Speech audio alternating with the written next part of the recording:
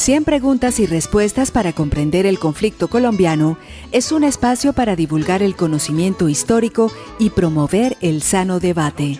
Orientan este programa los profesores Mauricio Albeiro Montoya y Wilmer Zuleta. ¿Qué puedo hacer por mi pueblo?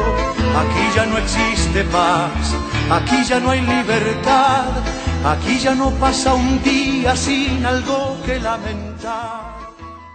Negras tormentas agitan los aires, nubes oscuras nos impiden ver, aunque nos espere el dolor y la muerte, contra el enemigo nos manda el deber, el bien más preciado. Los primeros indicios que se tiene de organización sindical son la Sociedad de Artesanos de Bogotá, creada por Ambrosio López Pinzón y Emeterio Heredia en el año de 1847. Esta organización se fue convirtiendo en un club político y cambió su nombre por el de Sociedad Democrática, promovida por el gobierno liberal, que veía con buenos ojos la existencia de agrupaciones obreras dispuestas a defenderlo en las calles.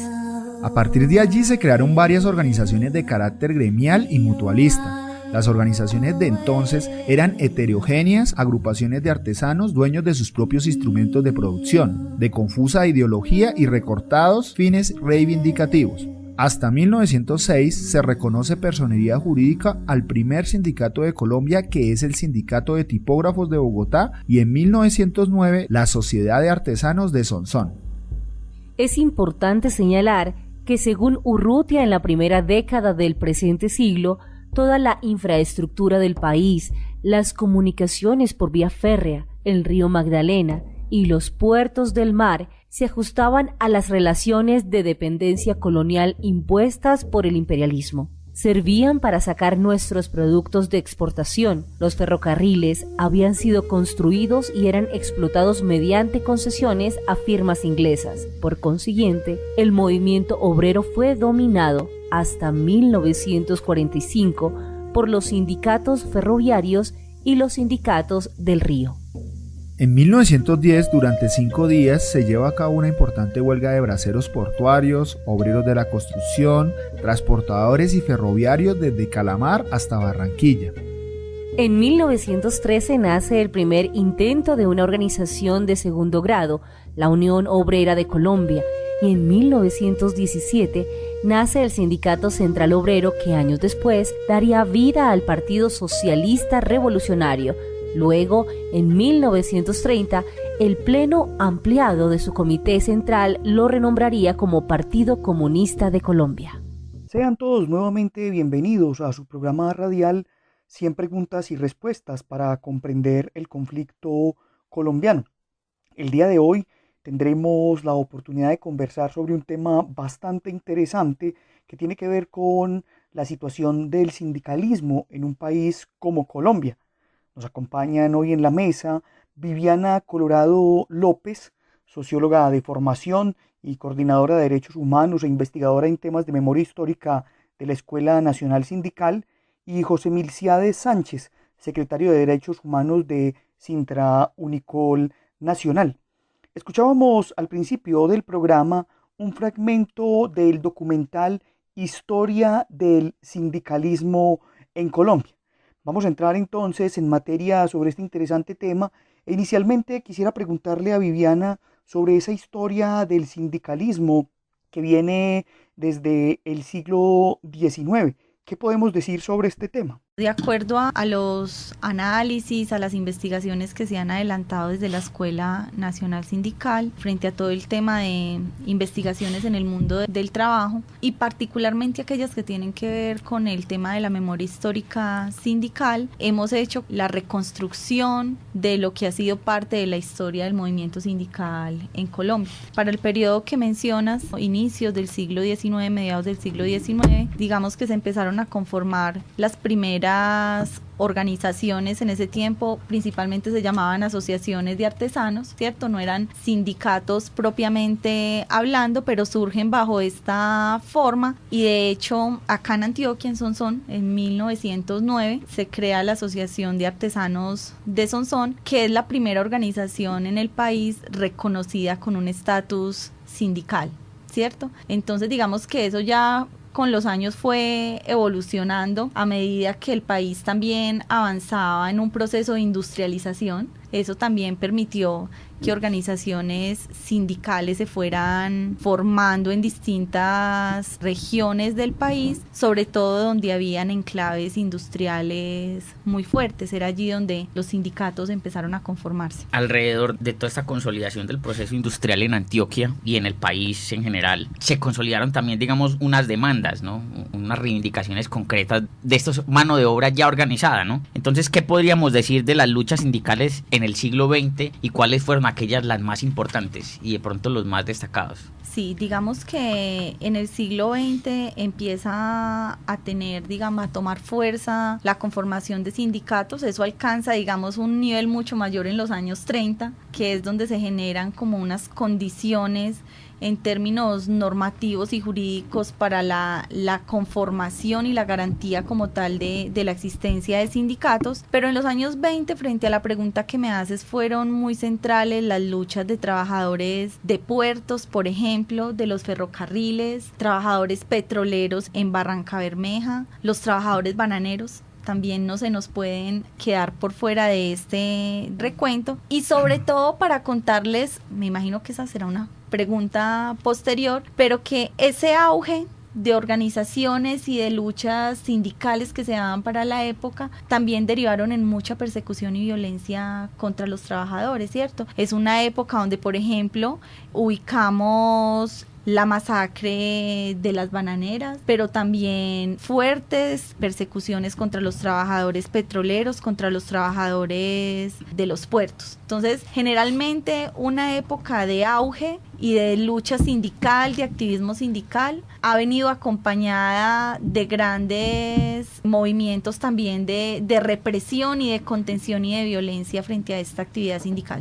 Vamos un poco a ese tema de la estigmatización y tal vez esa persecución. ¿Cómo podemos decir que nacen esas situaciones en la historia colombiana? Sobre todo porque ese estigma se empieza a dar por las luchas que las comunidades, los obreros y también los sindicatos empiezan a manifestar. ¿Qué nos pueden contar ustedes sobre esa estigmatización del movimiento sindical? Bueno, yo les puedo hablar como un poco desde mi papel de investigadora y ahorita le doy la palabra a José desde su rol de dirigente sindical. Seguramente también tiene mucho que contarnos frente a esto. Desde el mismo momento en que surge o empieza a conformarse el movimiento sindical en Colombia, desde ese mismo momento se empieza a consolidar un tratamiento antisindical, una práctica antisindical frente a las organizaciones. ¿Qué quiero decir con esto? ¿Cómo entendemos lo antisindical desde la Escuela Nacional Sindical? Un modo de tratamiento histórico y de representación de los sujetos sindicales y de las actividades sindicales. Incluso cuando hemos hecho estudios de cómo han sido los fenómenos en Colombia comparados con otros países de América Latina, lo que hemos encontrado es que en esos países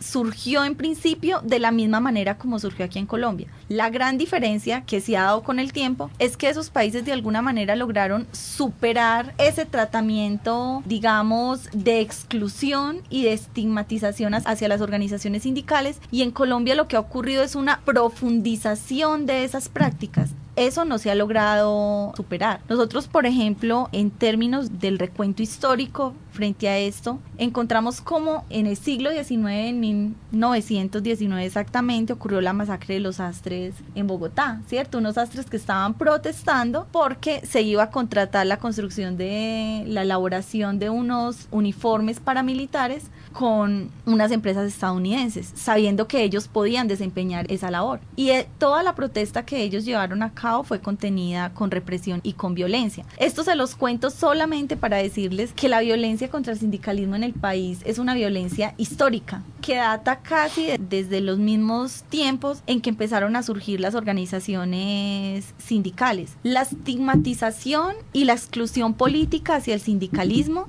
podemos decir que ha sido tanto causa como consecuencia de la violencia. ¿cierto? Causa porque de ahí parte de un asunto de representaciones sociales. Hay una antropóloga que maneja mucho el concepto de representaciones sociales e imaginarios colectivos, ella se llama Mara Viveros, y lo que ella dice es que la representación que uno se hace frente a un sujeto individual o colectivo va a marcar o va a determinar el tratamiento y la forma de relación que yo voy a tener con ese sujeto. Es tan importante entender cómo se ha entendido el sindicalismo en el país como un sujeto nocivo, dañino, que acaba empresas, que es insurgente, ¿cierto? Y que todas esas características ligadas a la construcción de un imaginario colectivo son las que han terminado justificando o legitimando la violencia y la persecución que le ha ocurrido al movimiento sindical. Le doy la palabra a José porque él sí desde su postura también es muy importante que aborde este tema.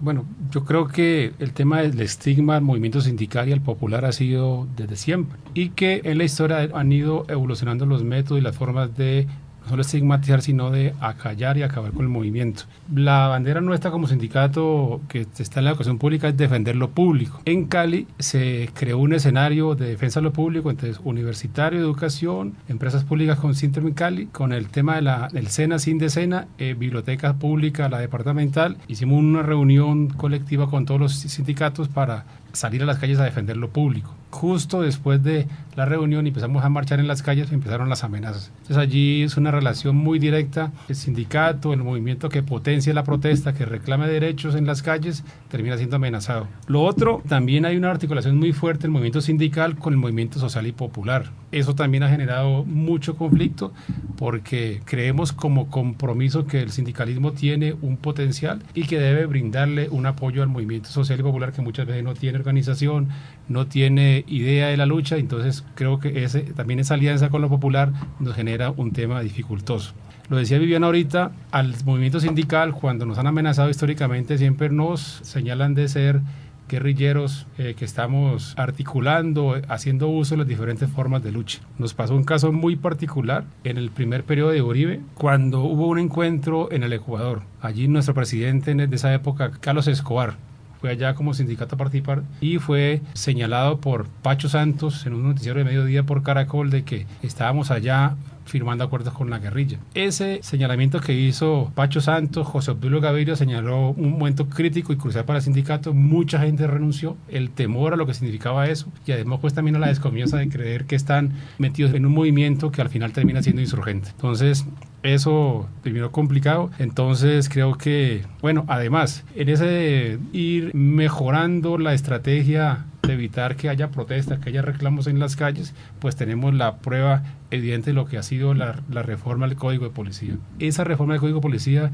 nos está quitando de frente el derecho a protestar. No puede ser que la central va a hacer una marcha el 1 de mayo, entonces debe reportarle al gobierno. O sea, no dicen, no pedimos permiso, solicitamos el acompañamiento como el derecho a protestar y entonces cualquier situación de orden público que sobrepase el orden público y se configuren daños, termina siendo responsable el que convocó la marcha. Entonces para nosotros es muy complicado porque conocemos del ejercicio policial, de la infiltración a las marchas, de los daños que hacen, y entonces son cosas que nosotros no manejamos y entonces terminamos ahí enredados. Entonces creo que de parte del gobierno han ido mejorando las prácticas y entonces terminamos en una imposibilidad de hacer el ejercicio en las calles y entonces pues terminamos siempre señalados. El estigma por un lado o por el otro se hace evidente y latente.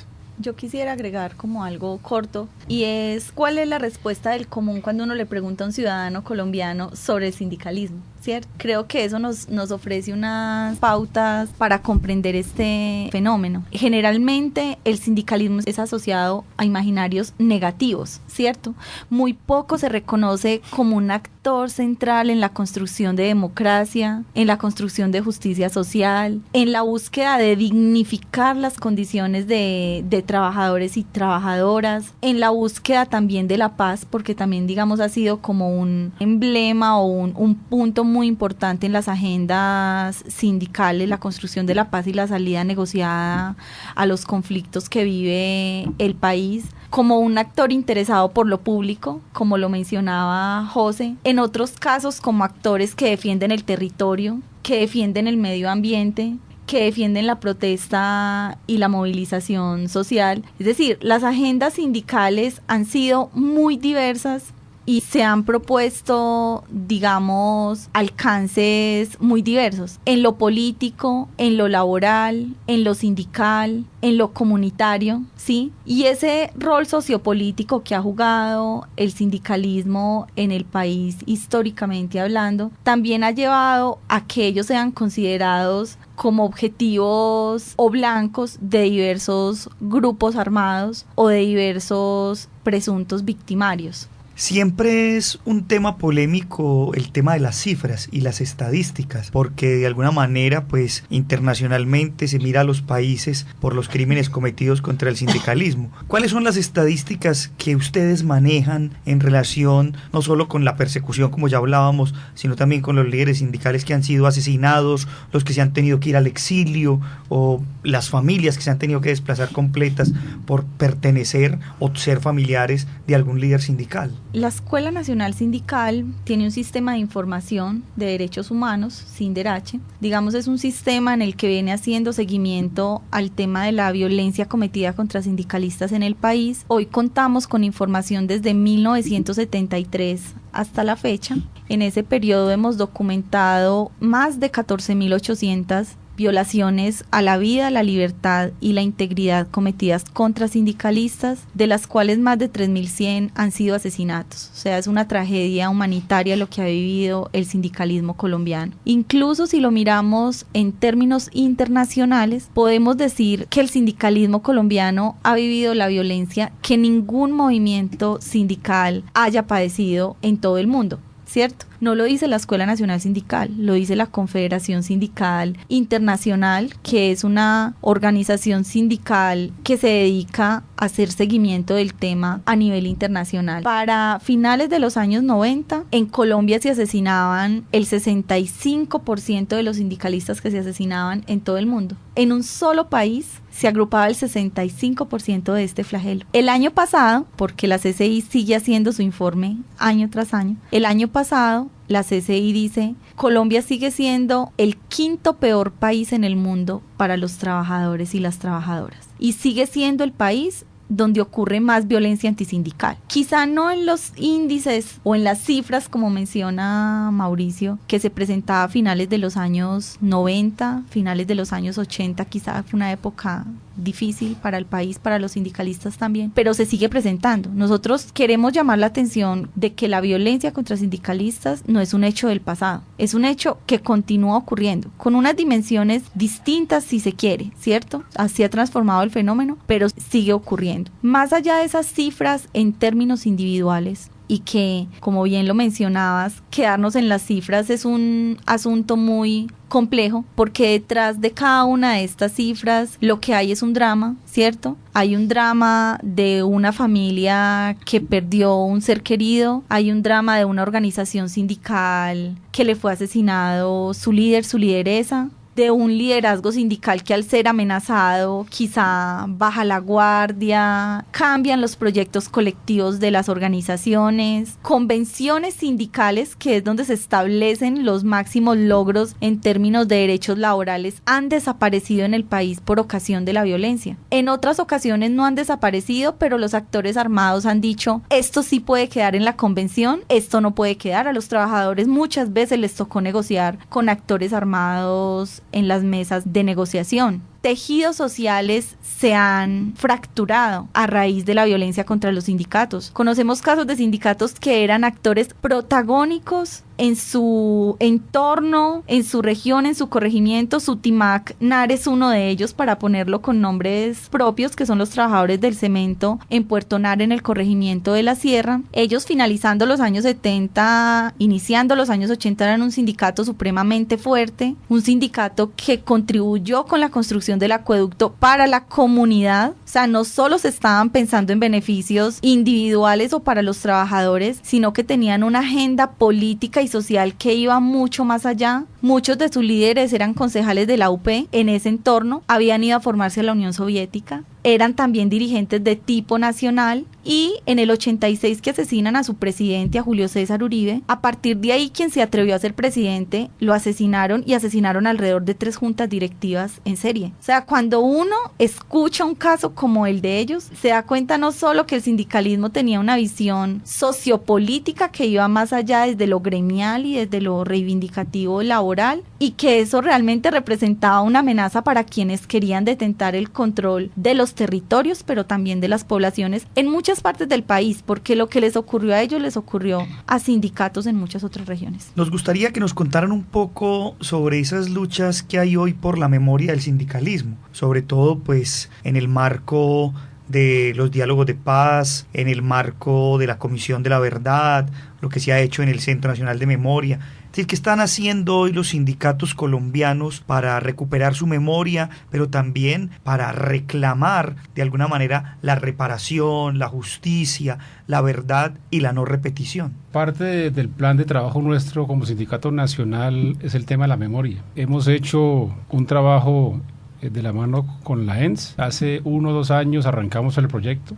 Es bueno decir también que hay un trabajo importante de liderazgos, de resistencias en Córdoba, en Montería, en Santa Marta, en la Universidad del Magdalena, en la Universidad del Atlántico. Allí los compañeros resistieron lo que fue el embate paramilitar. Juntas directivas reunidas por Mancuso, convenciones colectivas que aún a la fecha no se han podido recuperar porque los obligaron a renunciar a esos logros sindicales, y ellos resistieron. Ahí los que están resistiendo tienen un avance muy importante en tema de memoria. Ya en la de Córdoba son reconocidos como víctimas, pero lamentablemente materializar los daños sufridos por los trabajadores no ha sido posible resolver. Hubo un momento, ahora pues después de los acuerdos de La Habana y en el tema de reparación, pues el designado para llevar a cabo esa situación por parte del gobierno pues resultó poco serio, y al final no pasó nada con el tema de Córdoba. En las otras subdirectivas nuestras, como la de Antioquia, como en el Valle, que hay historia, logramos hacer un trabajo con la ENS, como les digo, y se recogió material de la historia de la subdirectiva Cali, de acá de la Universidad Nacional, de la Universidad de Antioquia, y está próximo a salir el material. Creemos que es fundamental, importante, recoger, potenciar lo que fue el Acuerdo de La Habana, porque la gente que fue enemiga del proceso de paz señala que el gran beneficiario de los acuerdos de La Habana fue la guerrilla, y yo creo que lo que logró la guerrilla allá al firmar el acuerdo beneficia más a la población colombiana que a los mismos guerreros que firmaron. Por ejemplo, el tema de tierras, el tema de la reparación, poder acudir a la JEP para denunciar los casos, y también podría decir que en el tema de las resistencias a que la JEP pueda hacer su trabajo en el caso de Magdalena y de Córdoba, es que aún en esas universidades hay presencia paramilitar, que aún los determinadores, los artífices de lo que fue la violencia contra el sindicato están aún allí influenciando lo que son las administraciones. Entonces hay aún latente un riesgo, pero igual, como les digo, los compañeros han sido valientes. Hay un compromiso nacional conjuntamente con la CUT, con la subdirectiva y el sindicato, buscar una salida política y jurídica para que ese reconocimiento al daño que sufrieron los compañeros se pueda reparar. O sea, al final la gente no está, pero mucha gente piensa reparación, sinónimo de peso, ¿cierto? Pero creo que hay un ideal político para decir que habrá una figura que permita políticamente reconocer y reparar el daño que sufrió el sindicalismo, sobre todo pues en la costa por parte de los paramilitares a Sintra Unicol.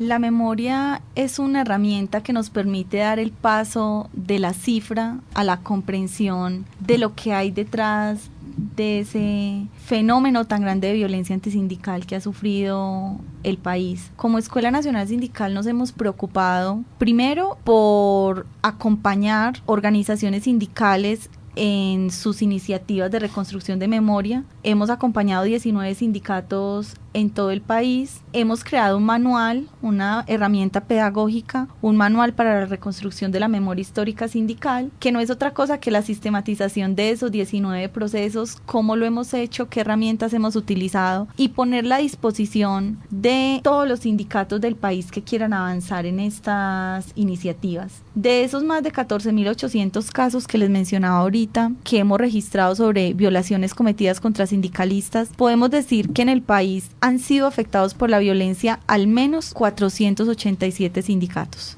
y de esos 487 sindicatos, por lo menos 350 han visto morir al menos uno de sus afiliados o de sus afiliadas. En este orden de ideas, nosotros, y digamos de la mano con organizaciones sindicales, reivindicamos la memoria histórica como una herramienta política para los sindicatos, ¿cierto? La memoria histórica contribuye al fortalecimiento de la organización sindical, le da sentido a la orientación de la organización sindical para comprender de dónde vienen, cómo se creó esa organización, a raíz de qué condiciones se vio la necesidad de que el sindicato se conformara y cuál ha sido su trayectoria histórica, por supuesto incluidos todos los obstáculos que han tenido que enfrentar, entre ellos la violencia. A eso nos referimos cuando decimos memoria histórica sindical. No es una memoria basada solamente en reconstruir los hechos de violencia que han ocurrido contra las organizaciones sindicales, que creo que es un tema muy importante y que debe ser reconocido, sobre todo para que genere rechazo social y para que eso no se vuelva a repetir. Pero es también mostrar, más allá de esos hechos de violencia, cuáles eran los contextos en los cuales ocurrían, qué venía haciendo el sindicato cuando esto ocurrió, también cuáles han sido los logros y los aportes que el sindicalismo le ha hecho a la construcción de país y a la construcción de sociedad. Entonces eso es muy importante, y también la memoria como una herramienta para reparar. Nosotros hemos tenido experiencias con organizaciones sindicales que han construido agendas de reparación colectiva, es decir, exigencias para presentarles al gobierno y decirle, consideramos que de esta manera nos sentimos reparados, y eso lo logran porque tienen un ejercicio previo de memoria histórica construido, porque han logrado caracterizar el daño que han sufrido de una manera mucho más precisa. Lo otro que tenemos que decir es que la memoria nos ayuda a ponerle rostros, ¿sí?, a ese tema de las cifras, y rostros en términos diferenciales, y mostrar que la violencia contra el sindicalismo ha tenido unas particularidades en términos de género, unas particularidades en términos de las regiones y también de los sectores económicos donde se ha presentado, y del tipo de víctimas que elige. Entonces también reconocer esas particularidades de la violencia antisindical, más allá de que lo reconocemos también como un fenómeno con unas generalidades y de carácter nacional, pero que en cada sindicato, cada región lo ha vivido de una manera distinta. Entonces, la memoria, digamos, más allá de ser una apuesta académica, como algunos lo podrían identificar, principalmente para nosotros y de cara al trabajo con los sindicatos, es una herramienta de tipo político, porque contribuye también, digamos, a la lucha histórica que los sindicatos han tenido por los derechos de las víctimas, a la verdad, a la justicia, a la reparación y a las garantías de no repetición. Teniendo en cuenta que hay algunos funcionarios que no reconocen el conflicto armado y que son funcionarios adeptos al gobierno de turno, ¿cuáles son los retos del sindicalismo en este momento y cuáles son los principales obstáculos que ustedes ven? Hay un tema ahí de fondo. Nos enfrentamos en el debate por la memoria histórica a unas posturas negacionistas, ¿cierto? A unas posturas que profundizan la no existencia del conflicto armado interno. Y para ser más precisos y hablarles del tema propiamente sindical que José y yo estamos conversando esta tarde con ustedes, tenemos que decir que en el pasado, quien ahora está nombrado como director del Centro Nacional de Memoria Histórica, hizo referencia explícita al tema de la violencia antisindical bajo la perspectiva de que esto es un fenómeno inexistente, ¿cierto? Que al sindicalista se le asesina como se asesina a cualquier ciudadano que vive en un país pues que ya más de 50 años en medio de un conflicto armado interno. Es decir, se desconoce la naturaleza política de la violencia contra el sindicalismo, y eso va contra todas las tesis, no solo que la Escuela Nacional Sindical ha planteado, sino otros investigadores, expertos interesados en el tema, porque si partimos del análisis de esos casos que hemos documentado sobre la violencia antisindical en Colombia, lo que podemos decir es que justamente ha sido una violencia histórica, sistemática, por lo menos desde el 73 que tenemos registro en la escuela hasta hoy. No ha pasado un solo año donde no registremos casos de violencia y de persecución contra sindicalistas. Esto es un tema muy grave porque nos pone en el campo de la memoria como disputa política. Con esto entonces terminamos nuestro programa del día de hoy. Agradecemos a Viviana y a José por todos sus conocimientos y sus experiencias en torno al tema del sindicalismo, a los profesores que nos acompañaron hoy, a la Universidad Nacional por este espacio que nos brinda, a Jorge Benjumea en el máster, y a ustedes los invitamos para que sigan escuchando su programa 100 preguntas y respuestas para comprender el conflicto colombiano. Hasta pronto.